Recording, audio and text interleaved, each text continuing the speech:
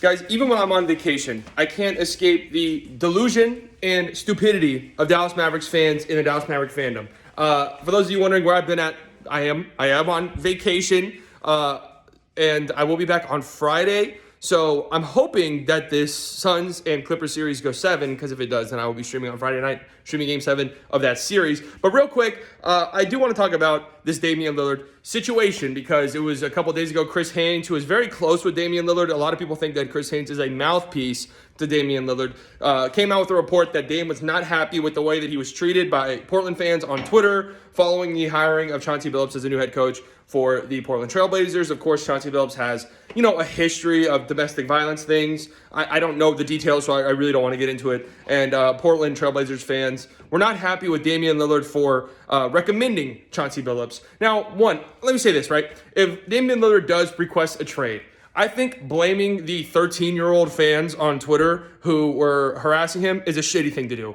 okay? I understand that Damian Lillard has backed himself into this corner. He sort of positioned himself as, I'm the fighter of super teams, and I'm the most loyal superstar, and I'll never leave. And it's become clear over the past couple years that this Trailblazers team will never win. Okay, they're just not built for it, one. And two, over the past year, you can tell that Damian Lillard has sort of started to be like, well, super teams aren't that bad. So Damian Lillard requesting a trade would not shock me.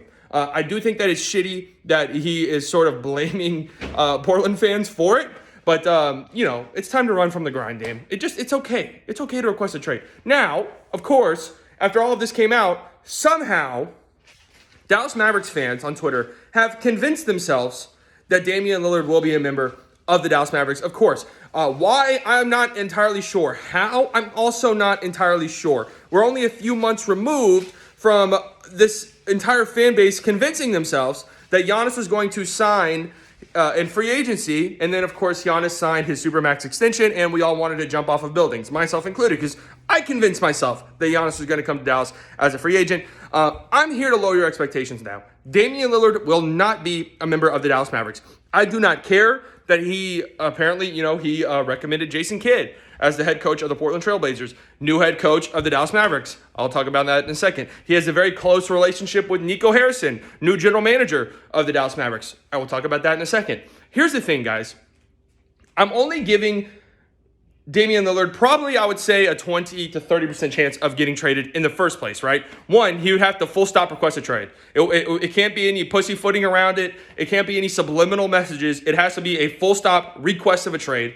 To even get, the ball rolling on any potential trades. I don't think Portland would shop him without him explicitly asking them to do so. So I don't really see it happening. And even if he does request a trade, Portland is going to and should do everything within their power to keep him a member of the team, to make sure that he's happy, so on and so forth. So I don't see him getting traded as a possibility. I just really don't. I think it's unlikely. But even if he were to demand a trade and eventually get traded, I give the Mavericks a 1% chance of making it happen. 1%. And the reason why I'm even giving them a slight percentage is, as I mentioned earlier, he does have a close relationship with Jason Kidd, and he does have a close relationship with Nico Harrison. So the Mavericks being on some type of short list would not surprise me at all. The issue is, they would have to be the only team on that short list. And the reason why is they just don't have the trade assets, guys. Haven't we learned this?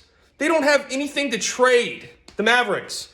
There is a list of contenders, teams like the 76ers, teams like the Miami Heat, even a team like the New York Knicks, who would love to have a superstar player on their roster and who have a decent amount of trade assets to give up. The Mavericks have zero.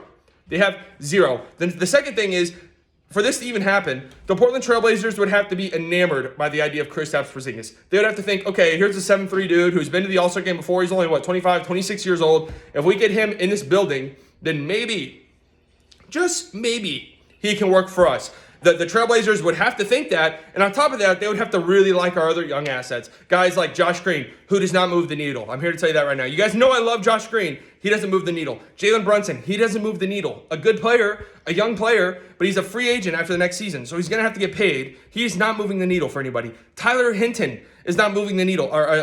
Tyler Bay is not moving the needle for anybody. Nate Hinton is not moving the needle for anybody. Tyrell Terry is not moving the needle for anybody. The Mavericks, a 2027 first round pick is not moving the needle for Damian Lillard. They don't have the assets. It sucks, but it's true. We don't have anything to trade for Damian Lillard. So how in the fuck have Mavericks fans convinced themselves that Damian Lillard will be a member of the Mavericks? I don't know. This fan base, it never ceases to amaze me. It really never ever ceases. You would think we've learned our lesson, but we just keep doing it. We just love it. We love getting let down by these absurd expectations that we set for this front office and who can, it's one thing to want the front office to build a good team. It's one thing. It's another thing to convince ourselves that every superstar who's ever played the sport would somehow end up a member of the Dallas Mavericks when they have never in the course of their franchise's history signed even like a star level player in free agency. So I don't really see this happening. And I just want to level with Mavericks fans who have somehow convinced themselves that Damian Lillard will be a member of this team. He just won't, guys. He won't. I'm sorry to be the bearer of bad news. I really am. But I don't want you guys to get your expectations up. And when Dame inevitably does not get traded or does get traded but to a different team, you guys don't want to drive off of an overpass because it's just not fair to Nico Harrison, new GM of this team. Again, I'll talk about that here in a second. It's not fair. It's not fair to him to expect something like this. And I know Mavs fans on Twitter. They're going to cry about it forever. And so let me also talk about, since the last time that I've talked to you guys, Jason Kidd has become the head coach of the team, and Nico Harrison has become the general manager of the team. Jason Kidd, boo. I don't like it. In fact, I hate it. I tried to convince myself. I just can't do it. One, I don't think he's a good head coach. He's failed twice. I believe it was in Milwaukee. He attempted some type of coup in order to gain complete and total control of the front office, failed, and then got fired. I don't like that. I know that he spent the last 3 years as an assistant on the Los Angeles Lakers, and there are, instances and examples throughout NBA history of a coach getting fired, becoming an assistant coach somewhere else, getting hired again as a head coach somewhere else, and being successful. There are cases of that, so it's not impossible. And I guess one of the benefits is that the Lakers' calling card is defense, so maybe he can spark some life defensively into this team, a team that defensively has not been good for a very, very long time. So I guess that's the lone positive. And, just on the court, I don't think he's a good coach. I just don't think he's a good basketball coach. Off the court, obviously, you have the domestic violence and abuse stuff with Jason Kidd. I'm a proponent of second chances. So if the front office did their due diligence and they believe that he's a better person now and that he's moved on past this, he's bettered himself, the situation has been, resolved, then okay, fine. But this front office and this organization has a history when it comes to abuse and even like sexual misconduct within the workplace and sweeping all of that shit under the rug and acting like it never happened. So excuse me if I don't really think that this front office, if I don't trust them when it comes to dealing with a situation like this. And I don't.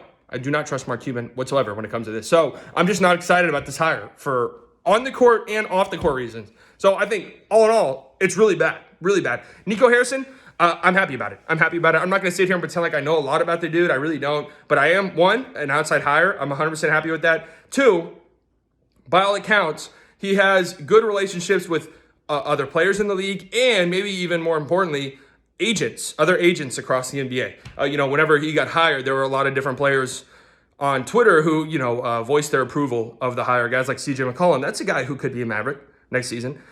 He voiced his approval of it. So I am excited about that. Obviously, when it comes to a general manager, you got to give it some time. I would say it's going to be 2 to maybe even 3 years before we really can judge Nico Harrison. But this is a huge offseason.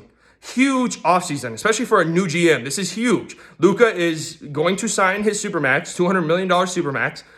It's going to happen, right? I don't buy into the reports that Luka is angry or wants out. I don't even think these are reports. These are just ESPN and other major media outlets just making shit up, and then other people thinking that like something's happening when nothing's happening. So Luka is going to sign his Supermax, and when he does that, the clock is ticking. Make no mistake about it. The clock is from then on out ticking. You have until the end of his contract to show him, hey, we can win. Hopefully you've already won, but we can win, and we will do whatever it takes to win with this roster. Because if you don't do that, he will leave. 100%. I do not think we have like a Dirk situation on our hands where Luka will be here no matter what this team does his whole career. I do think Luka will leave. I honestly do believe that if you don't build a contender around him consistently. So Nico Harrison, I'm happy about. Jason Kidd, boo. Boo this man. Not happy about it whatsoever. And I told you motherfuckers this would happen too. JJ Barea is going to be an assistant coach, and Jason Terry is going to be assistant coach. Cuban has to have somebody from 2011 at all times on the team. Because when Jason Kidd inevitably gets fired, probably halfway through next season, I could see Jason Terry becoming the head coach or JJ Barea becoming the head coach. We always got to have somebody from 2011 because Donnie and Rick are gone. So somebody's got to be there. And now it's Jason Kidd. I can't believe Jason Kidd's the head coach of this team, guys. I really can't. It's Jason Kidd, and whenever he's inevitably fired, it'll be JJ Barea or Jason Terry. So, I don't know. I'm pretty much done on Mark Cuban, guys. You guys know that. I'm pretty much done with the guy, but he's the owner, so it's not like we can fire him. So, we'll see. Again, Jason Kidd, boo. Do not like it. Nico Harrison, like it. Of course, with the GM, it's a waiting game. We'll wait and see, but I like the idea of it. Damian Lillard, not going to be a Dallas Maverick. Please do not get your hopes up. And me, be back on Friday. If this Suns and Clippers series goes 7, I'll be streaming then. Hope you guys enjoy the rest of your day. Thank you very much for listening to me ramble for 11 minutes. I just wanted to talk about some things while I had the chance because I haven't talked to you guys in a while. So I will see you guys later. Subscribe, all that good shit. Friday, possibly, depending if that series goes 7, you will see me. Okay, goodbye.